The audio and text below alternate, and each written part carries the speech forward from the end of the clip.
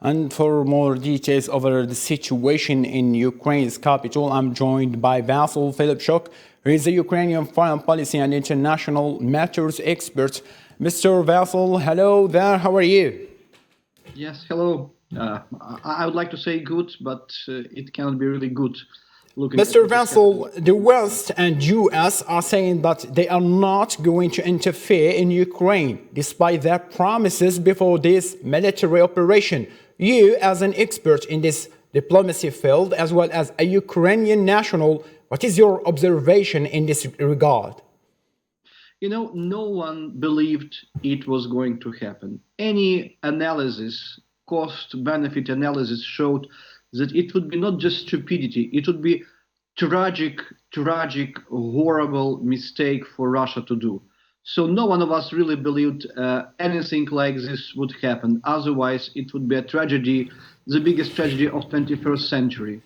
And unfortunately, Russia's decided to do it. Now it's basically not more important to discuss what was done better, wrong, what were calculations. There is no explanation for this crime. It's a horrible crime. Only beginning of Second World War can be compared to what happened. Only Hitler miscalculation when he started attack on Poland in 1939 can be compared to what Putin did last Thursday, starting attack on Ukraine.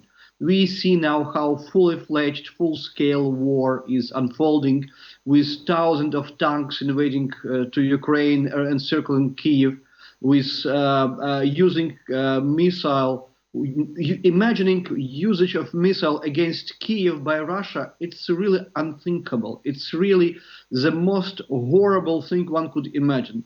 So we are now at the beginning of really serious conflict.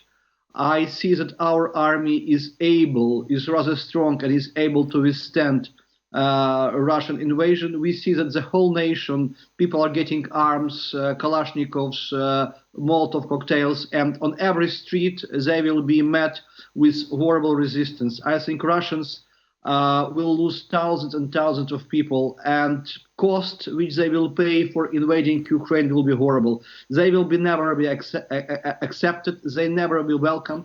Whomever they appoint as their puppet government, it never will be recognized by Ukrainians. The sooner they leave, the better for them. Mr. Philip, I beg your pardon, I'm sorry to cut your train of thoughts, but based on the statistics given, President Zelensky expressed his readiness for opening a dialogue talk with Vladimir Putin, Russia's president, saying that probably we will have a diplomatic solution now. Do you think that this will really happen after this military operation, after this killing? Well, peace always comes after war. Now I see that both sides are increasing stakes. Our side will never accept surrender. Our side will never accept giving up weapons. So the only possible discussion can be about NATO accession neutrality. In any case, what we just also witnessed, NATO is not going to defend Ukraine. NATO can, in the best case scenario, help us with arms. So it's also a kind of waking up for Ukraine to see that in reality we can rely only on our army. But we are 42 million nation. We have strong army and we can defend ourselves.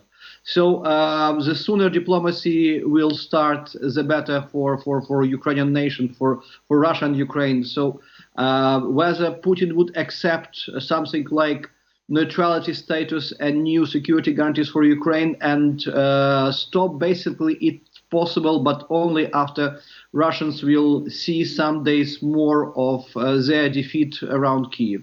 So I think proposal is there, and whether sides would start depends on how much Russians would be killed in Ukraine over upcoming days.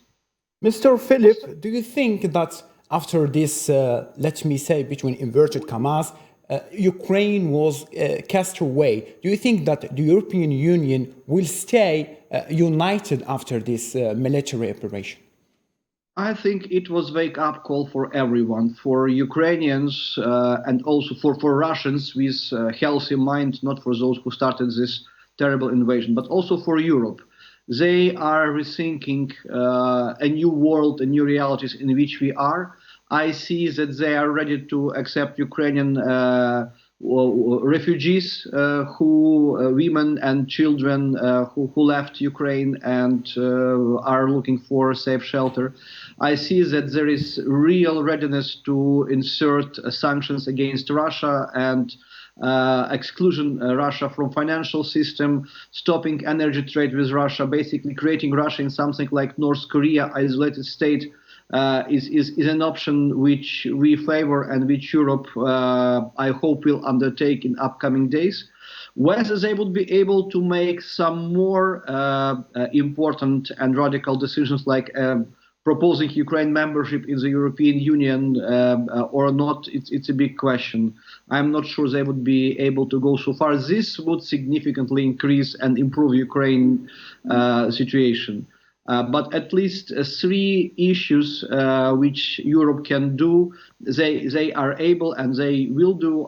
These three issues, I mean, first of all, providing Ukraine with military help. Second, providing Ukrainian refugees with shelter. And third, sanctions and increasing pressure on Russia, just even up to stopping diplomatic relations with this country, which allowed such a horrible crime. Mr. Filipchuk, thank you so much for this clarification. Appreciate it. Thank you very much.